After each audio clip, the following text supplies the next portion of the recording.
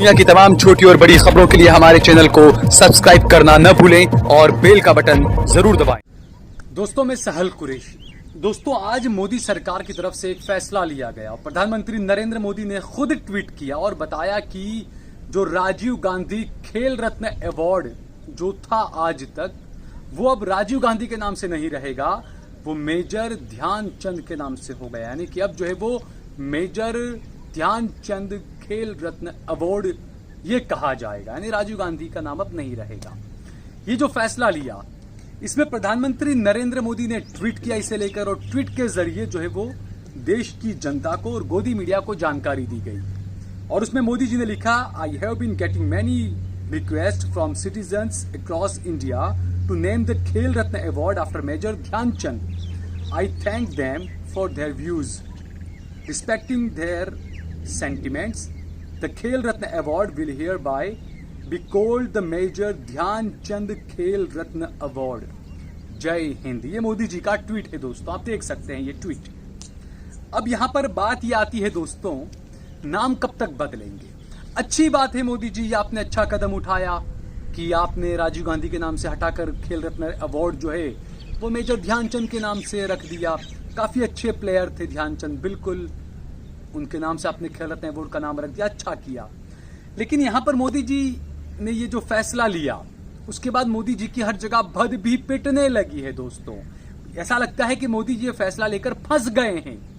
हालांकि गोदी media, Navbharat times की आप हेडलाइन देखिए। नवभारत टाइम्स लिखता है, मेजर ध्यानचंद खेल रत्न अवार्ड, राजीव गांधी नहीं मेजर ध्यानचंद खेल रत्न अवार्ड कहिए। और मोदी ने विपक्ष की बोलती बंद कर दी। यह हेडलाइन है नवभारत टाइम्स की।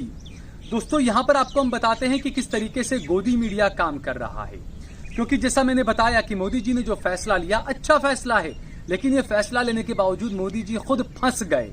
ये कह सकते हैं कि सेल्फ गोल जो है वो मोदी जी ने कर दिया है।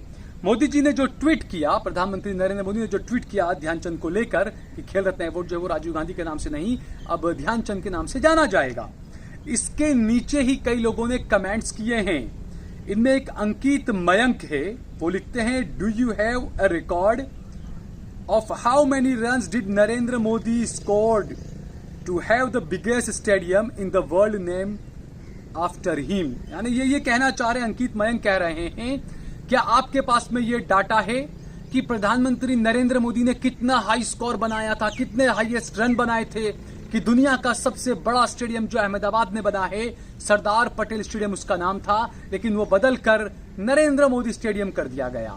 तो अब जो है वो लोग सवाल उठाने लगे हैं कि मोदी जी आपने अच्छी पहल की, राजीव गांधी का नाम हटाकर आपने ध्यानचंद का नाम दे दिया वहां पर। तो अब लोग इंतजार कर रहे हैं कि मोदी जी वो दिन कब आएंगे कि जो मोदी स्टेडियम है उसका नाम भी अब बदला जाना चाहिए, उसका नाम भी धोनी के नाम पर रखा जाए। ये मुहिम जो है वो आज ट्रेंड कर रही है ट्विटर पर कि MS धोनी के नाम से अवार्ड रखा जाए।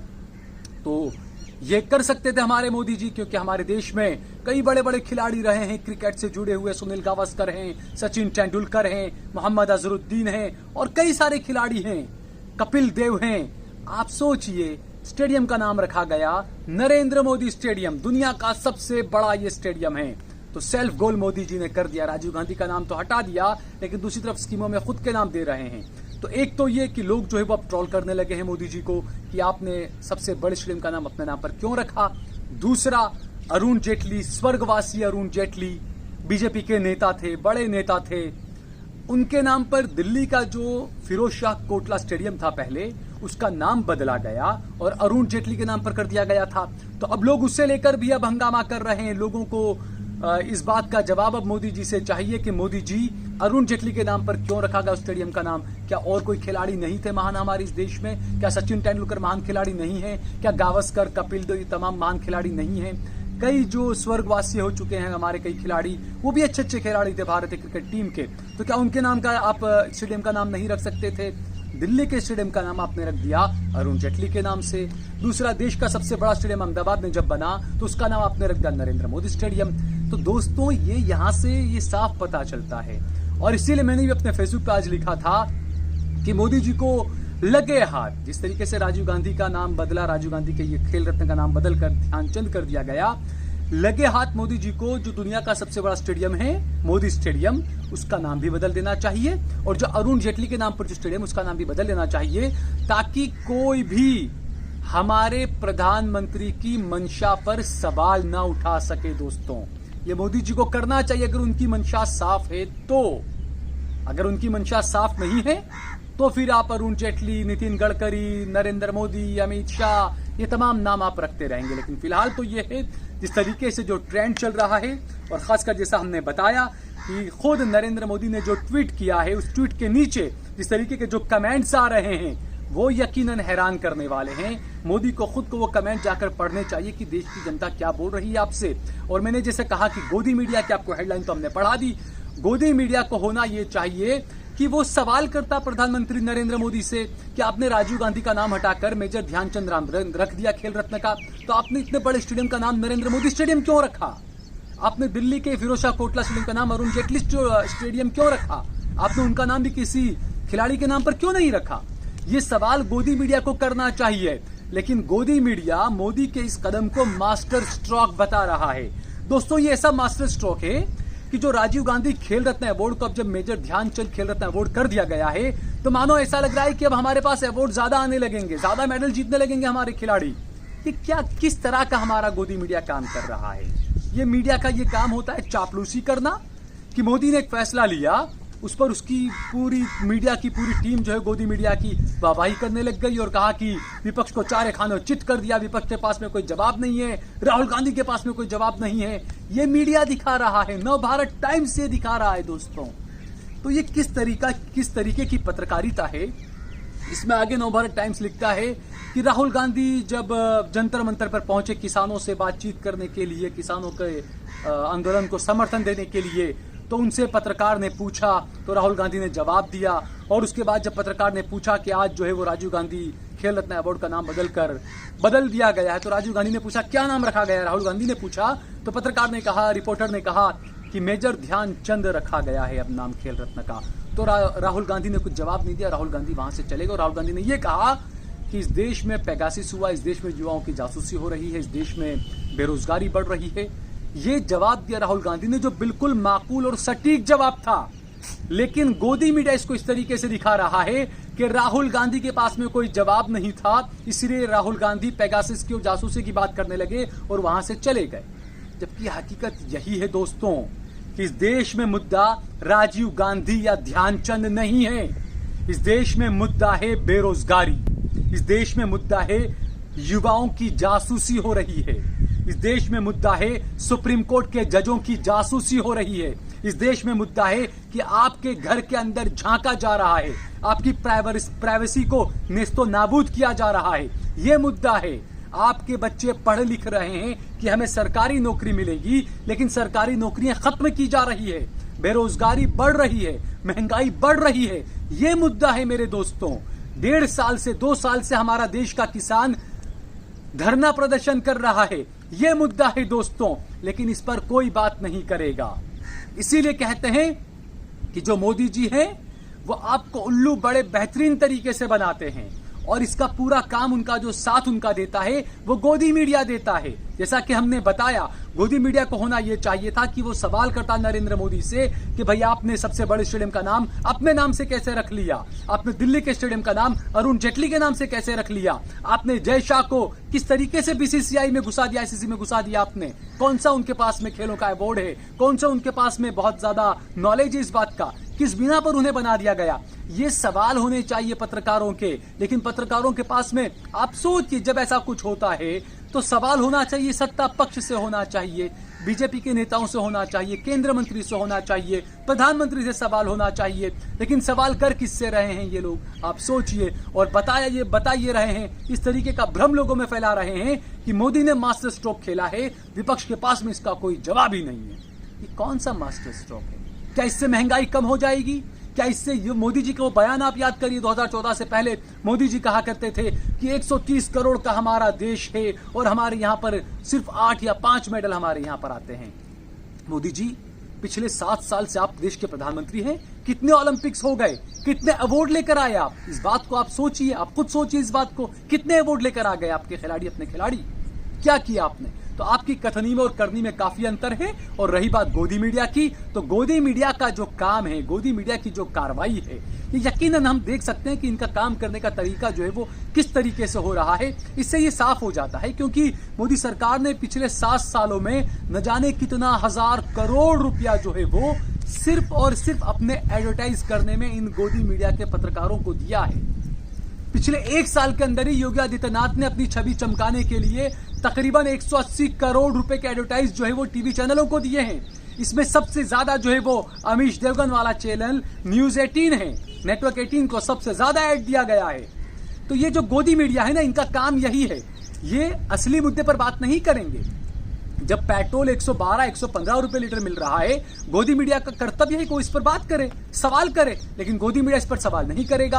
आपने देखा बड़े बड़े पत्रकार हैं, बड़े बड़े टाइम्स और भी कई चैनल्स के पत्रकार एंकर्स हैं, वो जब प्रधानमंत्री नरेंद्र मोदी का इंटरव्यू करते हैं, अमित शाह का इंटरव्यू करते हैं, तो वहां पर आपको ये तमाम चीजें नजर नहीं आएगी जो देश से जुड़े हुए मुद्दे हैं। वहां पर आपको रोजगार का सवाल ये पत्रकार नहीं करेंगे अमित शाह से, मोदी से।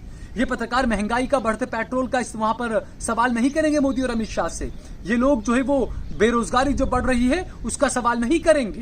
प्रेस की आजादी जो है वो देश, पूरी दुनिया में जो है वो भारत खिसकता जा रहा है, फिसड्डी होता जा रहा है प्रेस की आजादी के लिए।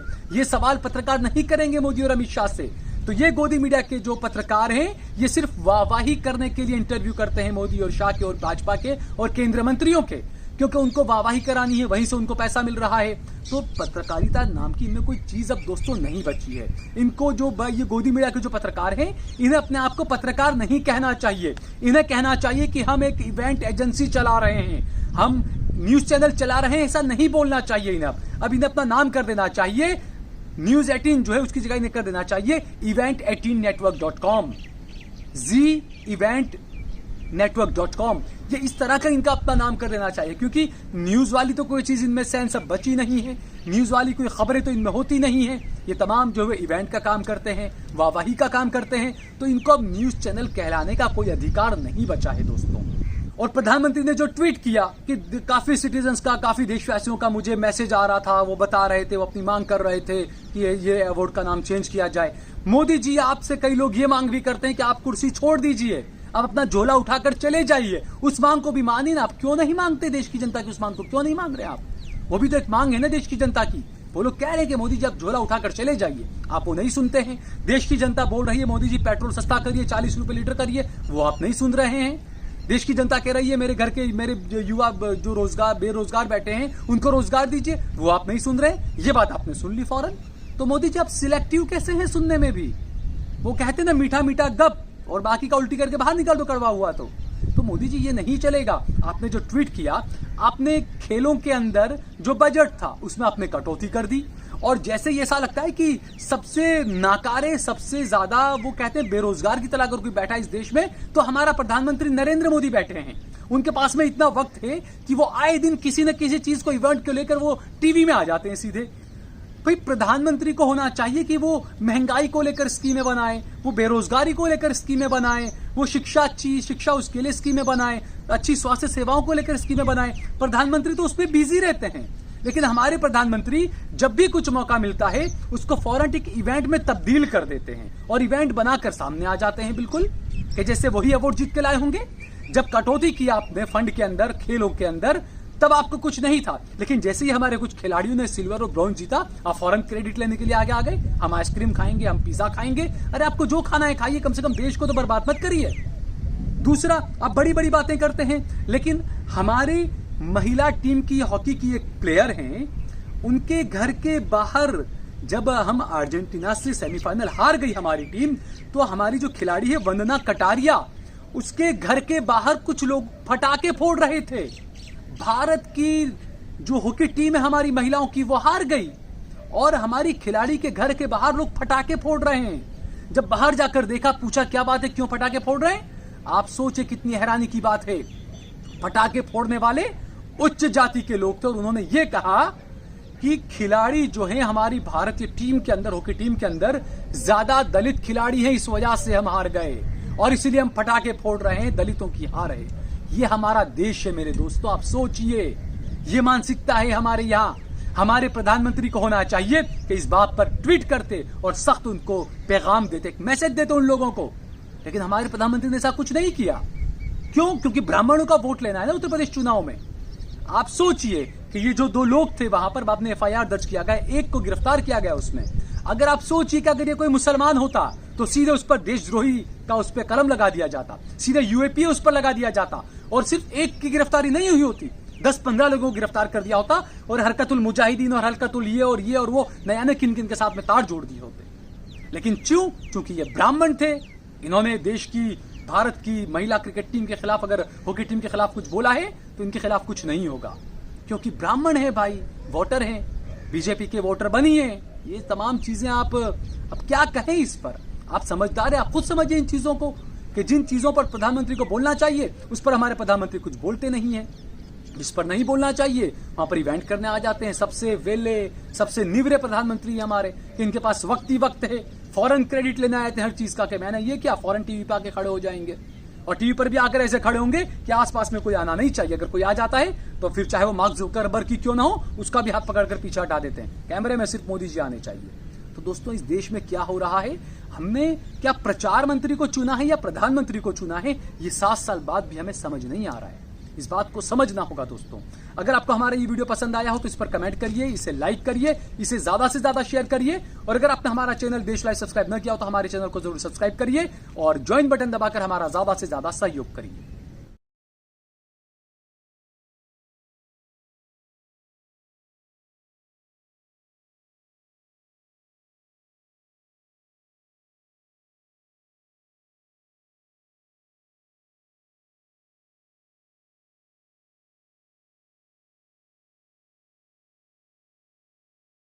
आप देख रहे हैं देश लाइव, देश की आवाज।